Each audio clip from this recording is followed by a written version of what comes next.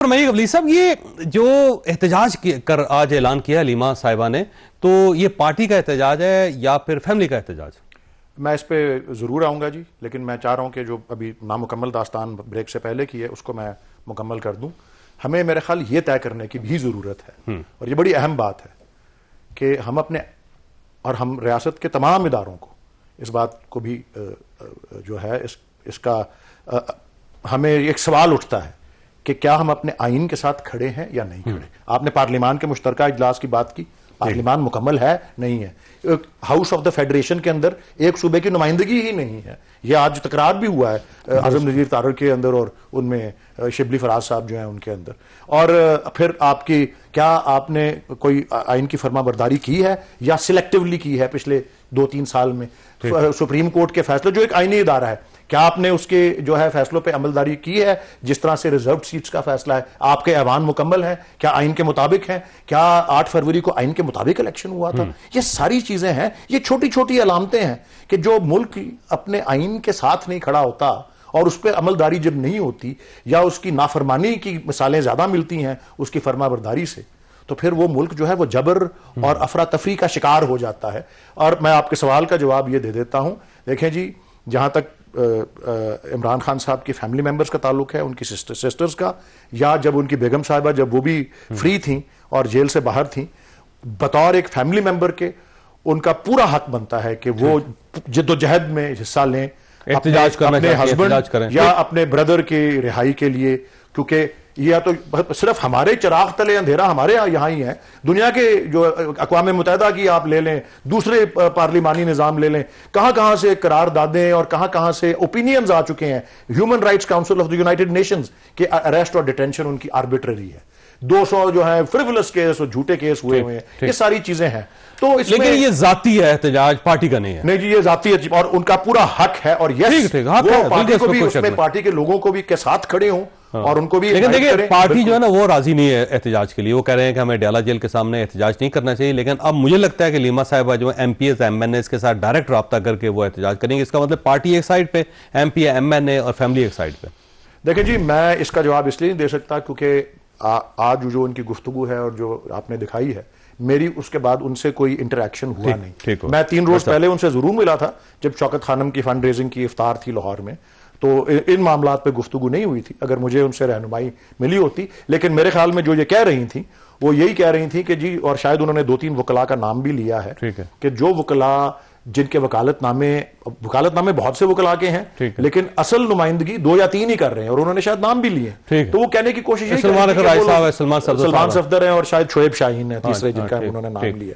तो मुझे अब नहीं पता कि उस वक्त मौके में क्या सिचुएशन थी या क्या बात थी। वो नाराज खासी थी वैसे आज। अच्छा नासिर भट्ट साहब, देखें, जब ऐवान ही मुकम्मल नहीं होगा सर तो एतराज तो किया जाएगा। देखें, खैबर पख्तूनख्वा के सेनेटर्स ही नहीं है। मैं इस बात से पहले एक जवाब दे दूं अपने भाई का। पीटीआई बिखर चुकी है, फारग हो चुकी है। हाँ। शोएब शाहीन को बेचारे को उस दिन मारा फवाद चौधरी ने, मारा कि नहीं मारा? उसके बाद मरवत किधर गया? वो भी मारा फिर रहा है। उसको कहा तुम निकल जाओ, फारग हो। पंजोता अच्छा वर्कर है मेरे साथ, कहीं तो वो बैठा है। आज उसके साथ जो हुआ है, कभी ऐसे होता है ये फैमिली जो है ना, अब ये हमें कहते थे जी मियां साहब ये फैमिली पॉलिटिक्स, अब क्या है? बहन है, उधर बीवी है, ये खड़े हो कहते आप मेरे साथ हो। तो ये आपस में भी एक नहीं, ये पीटीआई का कहते हैं ना, ये शराजा बिखर चुका है। ये पहले अपने आप को इकट्ठे कर ले फिर कुछ करते हैं। दूसरी बात ये है, वो लीडर अंदर है सर, लीडर को बात ये बात दुरुस्त है तो इतने खौफजदा क्यों है? नहीं, हमें कोई इज्तिमा नहीं करने देते, हम आपको इजाजत देते हैं। आप ये एक वकीलों 22 मार्च को कर रहे हैं, वो दूसरे नहीं करने दे रहे। देखिए, दूसरे दिन कॉन्फ्रेंस में ताले लगा दिए आके जो, और सब मैं बताता हूँ। देखें, बात ये है, जब आप गैर जमहूरी तरीका अख्तियार करेंगे, मौलाना साहब भी एहतजाज करते हैं, पीपल्स पार्टी भी एहतजाज करने आई थी, उन्होंने कभी कोई गमला तोड़ा, कोई लड़ाई हुई, कुछ हुआ? ये आप जमात हिस्ट्री देख लें, किसी दिन सुकून से इन्होंने कोई एहतजाज किया है?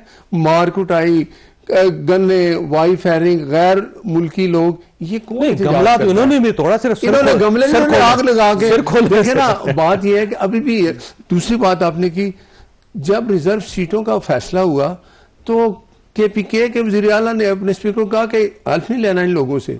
आपने हल्फ नहीं लिया तो कैसे इलेक्शन होता? वहां कसूर किसका है? आप हल्फ ले लेते, तीनों सूबों में हल्फ लिया गया, वहां इलेक्शन हो गया। आप अपनी गलती क्यों नहीं बताते?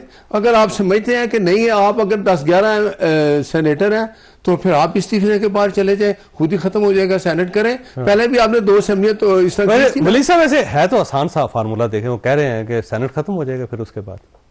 नहीं, ये मेरे ख्याल में ये बात उसकी उलट है। जो फैसला सुप्रीम कोर्ट ने किया है उस पर अमल दरामद करे और इलेक्शन कमीशन कर दे तो उसमें कोई ऐब ही नहीं है, लेकिन कोई ही नहीं उन्होंने।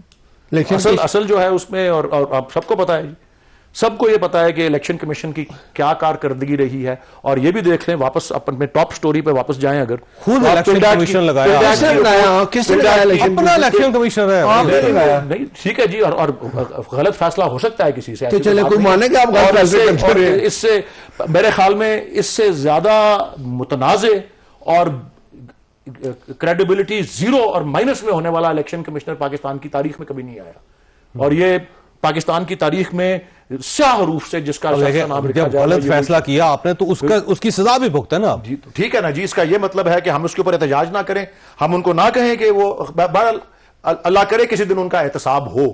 और दुनिया भर के अंदर 8 फरवरी के इलेक्शन के बारे में जो बातें हुई हैं और जो हो रही हैं, और हुकूमतों ने 18 वाला भी बता दे, जो 18 वाला भी बता दे क्या हुआ है। 18 वाला मेरा एक तकाबली जायजा ले लें, मैं अभी भी कहता हूं तकाबली जायजा ले लें। अगर 18 वाले इलेक्शन में कुछ, अगर ऐसी कोई चीज हुई है, अगर वो 50 पे थी तो इधर 150, चले 50 पे आपने किया, RTS बंद कराए, अभी भी वैसे एक परसेप्शन है कि आपने ना इनकी पार्टी में अपने वकील घुसाए हुए हैं जो आपको सपोर्ट करते हैं, और इमरान खान साहब के मुकदमा जो उनको टेक्निकली नहीं लड़ रहे। ये देखे ना, ये अगर ये मान रहे ये तो फिर ये क्या सियासी जमात है, लीडर क्या है जिसको ये पता ही नहीं है कि उसके अंदर वो घुसपैठी आ गए जो जमात की ही नहीं है।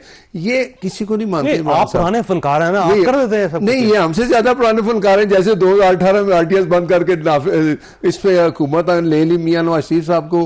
पनामा केस था जिसमें कामे का जिक्र ही नहीं था पूरे केस में, उसमें उनको आपने डिस्क्वालीफाई कर दिया। वो किधर गया चीफ जस्टिस? ये वकीलों का क्या? हमारा ये मौकफ है कि ये गैर नुमाइंदा और नालायक हुकूमत है, और ये इसकी तरजीहात गलत हैं, और ये बदकिस्मती से हमें इन चीजों का सामना करना पड़ रहा है। आपने पेल्डाट की रिपोर्ट नहीं पढ़ी कि 1 साल गुजर गया है, नेशनल सिक्योरिटी कमेटी बनी हुई है, आईनी इदारा है, एक मीटिंग नहीं हुई उसकी, नेशनल सिक्योरिटी एडवाइजर नहीं है इस हुकूमत का।